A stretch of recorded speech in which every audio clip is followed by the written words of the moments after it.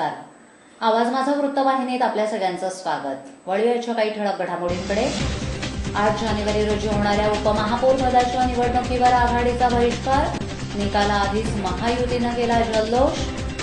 ठाण्यातील अभिनेत्री अलका पुणेवर 6 दिवसांपासून बेपत्ताच.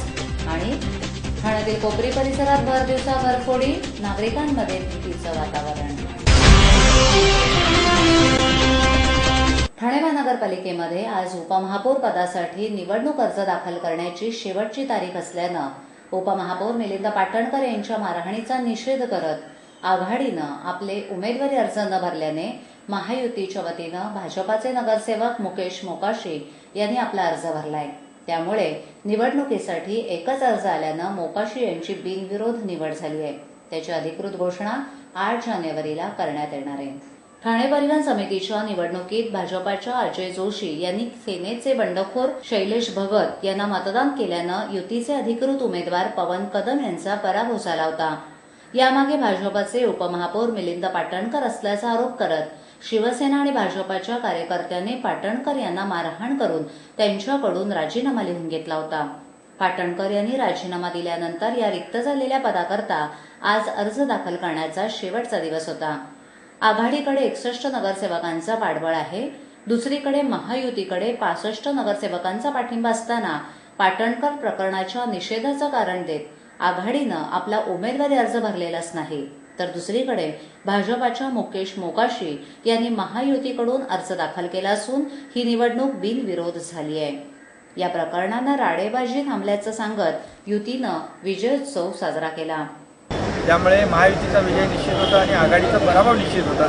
त्यामुळे पराभव त्यांनी स्वीकारलेला आहे. आणि त्याचबरोबर बऱ्याचशा अफवा चर्चा बाजारामध्ये सुरू होत्या. अमके नगरसेवक आले, तमके नगरसेवक आमच्या गळाला लागले, परंतु त्यांच्या फोडाफोडीच्या राजकारणाला कोणी बळी पडलं नाही. फोडाफोडीच्या राजकारणामध्ये ते अपयशी झाले आणि म्हणून त्यांनी त्यांचा पराभव स्वीकारलेला. दरम्यान पालिकेतील झालेला राडेबाजीचा हा प्रकार निंदास्पद असल्यानं आम्ही उमेदवारी अर्ज दाखल करत नसल्याचं सांगून पोलीस प्रशासन हे मिलिंद पाटणकर यांना मारहाण करणाऱ्यांना पाठिंबाच देत असल्याचं आमदार जितेंद्र आव्हाड यांनी सांगितलं. पालिकेतील मारहाणीनंतर सर्वच पक्ष सावध भूमिका घेत आहेत. या प्रकारातून काहीही बोध घेताना मात्र हे राजकारणी दिसत नाहीत. ठाणे महानगरपालिका हद्दीत घर घेत आहे का? मग ते अनधिकृत तर नाही ना, याची खातर जमा करा. अनधिकृत घर घेणं हा विकणाऱ्यासोबत विकत घेणारा देखील तितकाच दोषी असतो. तेव्हा घराची डोअर्स खरेदी करा. आपली कुठे फसवणूक तर होत नाही ना. यासाठी ठाणे महानगरपालिका मुख्यालयातील 4थ्या मजल्यावरील बांधकाम विभागात घराचा सर्वे नंबर, टिक्का नंबर याची खातर जमा करा.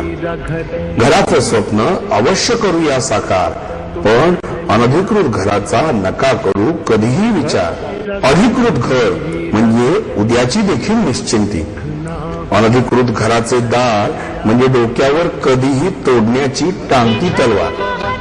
जगणं तुमचं होऊ दे सुरेल गाणं, स्वच्छ सुंदर आणि अधिकृत घरांचं हजरं ठाणं. ठाणे महापालिकेतर्फे जनहितार्थ प्रसारित. ठाण्यातील अभिनेत्री अलका पुणेवार या 4-5 दिवसांपासून बेपत्ता असून त्यांची गाडी चेंदामेंदा झालेल्या अवस्थेत खोपोली इथे आढळली आहे. पोलिसांनी अलका बेपत्ता झाल्याची तक्रार नोंदवून घेतली असून तपास सुरू केलाय.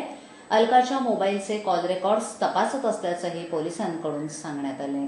एक्सप्रेस वे जवळील ब्रिज जवळ एक गाडी दरीत कोसळल्याची माहिती बोरघाट पोलिसांना मिळाल्यानंतर खोपोली पोलिसांनी शोध मोहीम राबवली असता दरीमध्ये गाडी आढळली. या गाडीतून काही कागदपत्र मिळाली आणि काही अंतरावर एक मोबाईलही मिळाला. हा मोबाईल आणि कागदपत्र ही अलका यांची असल्याचं स्पष्ट झालं. याबाबत त्यांनी त्वरित अलकाच्या घरच्यांना कळवलं. 2 दिवसापूर्वीच अलकाचे पती आणि अन्य नातेवाईक यांनी खोपोली पोलिसांच्या मदतीनं दरीत कोसळलेल्या गाडीची पाहणी केली. परंतु खोपोली बोरघाटाजवळील अंदा पॉइंट इथे अपघात झालाय. त्या परिसरात पोलिसांनी जंगल पिंजून काढूनही काहीच हाती लागलं नसल्याचं सहाय्यक पोलीस निरीक्षकांनी सांगितलं.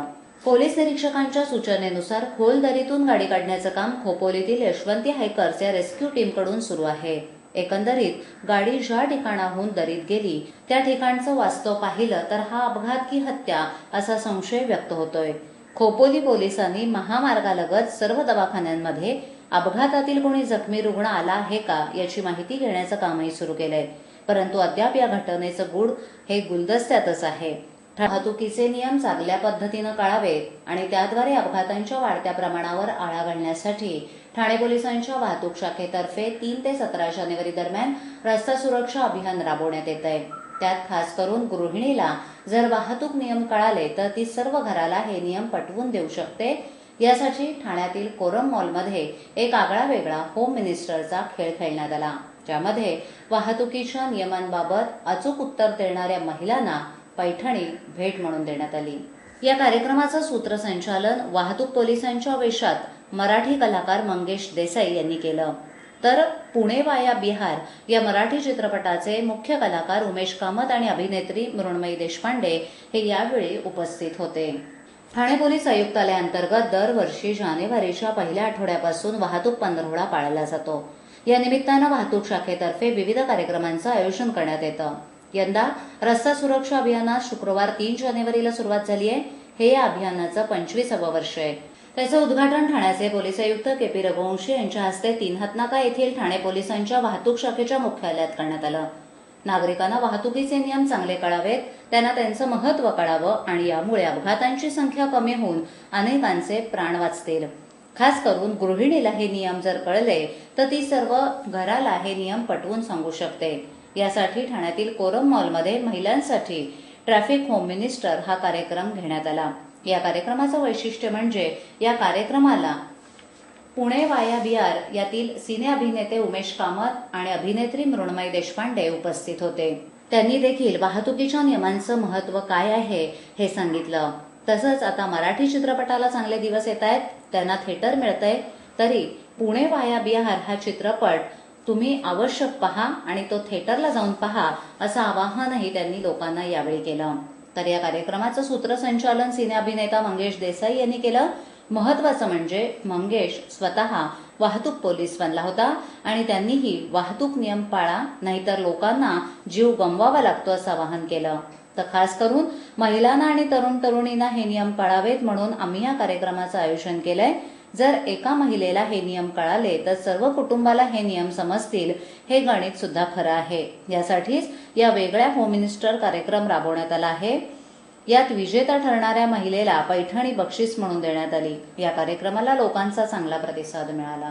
बाबा उद्या फी भरावीच लागणार. पैसे पाठवू कसे? सोपं आहे. टीजीएसबी मध्ये खातं आहे? हो आहे. गुड. एटीएम कार्ड आहे? मग पैसे इथल्या शाखेत टाका आणि त्यांना कुठल्याही एटीएम मधनं काढायला सांगा. बँक नेटवर्कच्या कुठल्याही एटीएम मध्ये तुम्ही टीजेएसबीचे एटीएम कार्ड वापरू शकता. बाबा पैसे मिळाले. आता बँकिंग इज नो टेन्शन यार. पूर्व ठाण्यात चोरीच्या घटना वाढत असतानाच भर दिवसा एका फ्लॅटमध्ये घुसून चोरट्यांनी लाखो रुपये किमतीचे सोन्या चांदीचे दागिने आणि रोकड लुटून नेल्यामुळे नागरिकांमध्ये भीतीचं वातावरण पसरलंय.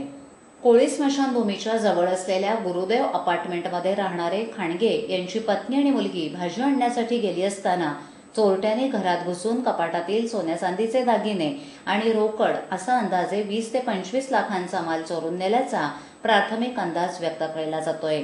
ही घटना समजताच कोपरी पोलिसांनी घटनास्थळी धाव घेतली. या प्रकरणी रात्री उशिरापर्यंत तपासणी सुरूच होती. आजच्या ठळक घडामोडी शेवटी पुन्हा एकदा. 8 जानेवारी रोजी होणाऱ्या उपमहापौर पदाच्या निवडणुकीवर आघाडीचा बहिष्कार. निकालाआधीच महायुतीनं केला जल्लोष. ठाण्यातील अभिनेत्री अलका पुणेवर 6 दिवसांपासून बेपत्ताच. आणि ठाण्यातील कोपरी परिसरात भर दिवसा घरफोडी, नागरिकांमध्ये भीतीचं वातावरण. आपल्या विभागातील काही सूचना अथवा समस्या असल्यास आमच्यापर्यंत जरूर पोहोचवा. आम्ही तुमचा आवाज नागरिकांपर्यंत नक्की पोहोचवू. आम्हाला संपर्क करण्यासाठी आमचा पत्ता आवाज माझा 103 साईलेक आदर्शनगर समोर कोलबाड रोड ठाणे पश्चिम. आमचा दूरध्वनी क्रमांक 9773503326. तर मग उद्या पुन्हा भेटू याच वेळी याच ठिकाणी काही नवीन घडामोडींसह आवाज माझा वृत्तवाहिनीत. तोपर्यंत नमस्कार.